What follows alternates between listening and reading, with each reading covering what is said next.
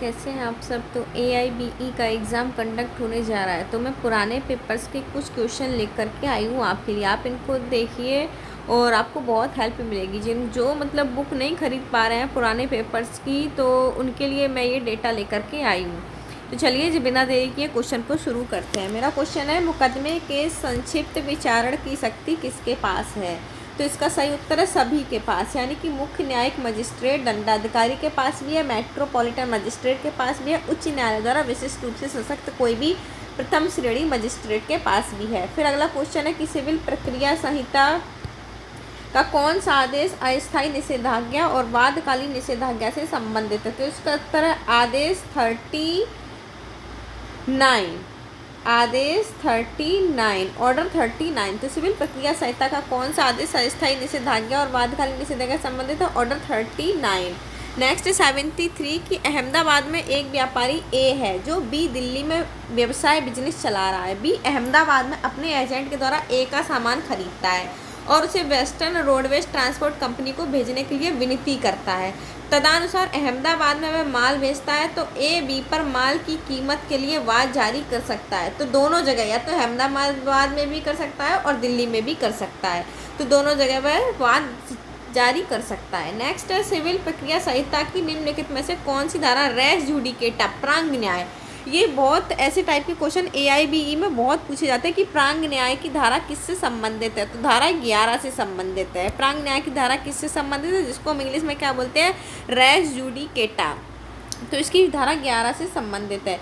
फिर आता है 75 नंबर का क्वेश्चन कि श्री एक्स ने श्री वाई को रुपये 10,000 के लिए श्री द्वारा डिक्री के अधीन संयुक्त रूप से पृथक रूप से दायी है। ठीक है, वाई ए के विरुद्ध अकेले रुपये 10,000 की अज्ञप्ति प्राप्त करता है और कोर्ट में निष्पादन के लिए आवेदन भी करता है, जिसमें संयुक्त अज्ञप्ति निष्पादित की जा रही है। निम्नलिखित में से कौन सा विकल्प ए के लिए सही है। तो ए के लिए विकल्प सही है कि श्री ए आदेश 21 के नियम 18 यानी कि ऑर्डर 21 के रूल 18 के अंतर्गत उसकी संयुक्त अज्ञप्ति प्राप्ति अज्ञप्ति के रूप में माना जाएगा।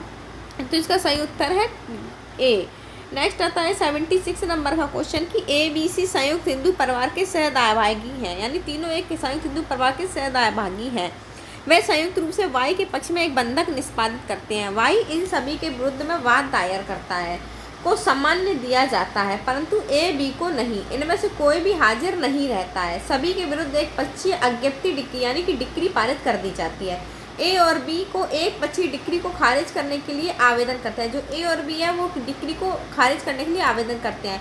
इनके विरुद्ध डिक्री खारिज की जाएगी केवल ए बी के विरुद्ध या सी के विरुद्ध या ABC तीनों के विरुद्ध। तो तीनों के विरुद्ध डिक्री खारिज हो जाएगी। यदि 3 लोग हैं संयुक्त परिवार के सदस्य, उनके विरुद्ध कोई डिक्री पारित की जाती है, उनमें से कोई भी सदस्य डिक्री को खारिज करने के लिए आवेदन करता है, तो वो तीनों के लिए खारिज की जाएगी, ना कि किसी एक के लिए। तो नेक्स्ट 77 नंबर का क्वेश्चन है कि यदि कोई शपथ पत्र पर न्यायालय के समक्ष झूठ बोल देता है तो अधिवक्ताओं द्वारा कैसे निपटा जा सकता है। तो शपथ भंग आवेदन दर्ज किया जा सकता है। अधिवक्ता उसके खिलाफ शपथ भंग आवेदन दर्ज कर सकता है। नेक्स्ट, फरार व्यक्ति के लिए उद्घोषणा निम्नलिखित द्वारा प्रकाशित की जाएगी। किसके द्वारा प्रकाशित की जाएगी, इसके 4 पॉइंट है। पहला पॉइंट है, आम नगर के जिसमें व्यक्ति सामान्यतः निवास करता है या शहर दृश्य भाग में पड़ी जाएगी। उस गृह निवास है जिसमें सामान्यतः निवास करता है या उसके गांव में चस्पा की जाएगी। नेक्स्ट, उसके सदन में चस्पा की जाएगी या न्यायालय उचित समझे तो समाचार पत्र में भी चस्पा की जा सकती है। यदि कोई व्यक्ति फरार है तो इन चारों का राइट है कि ये कहीं भी उसके खिलाफ कुछ भी नोटिफिकेशन चस्पा कर सकते हैं। चारों सही हैं, इसके आंसर है चारों सही है। नेक्स्ट है कि निम्नलिखित में से कौन सा कथन गलत है। पहला है कि प्रथम अपील तथ्य के प्रश्न या विधि दोनों पर की जा सकती है। पहला अपील है, जो पहली अपील है वो प्रश्न और विधि दोनों पर की जा सकती है। दूसरी अपील है कि केवल विधि के प्रश्न पर हो सकती है।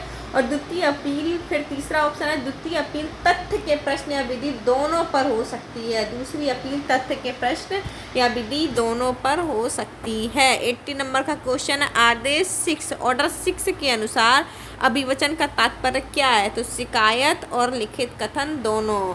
तो thank you for watching. Next video के लिए हमारे साथ जुड़े रहिए। Thank you.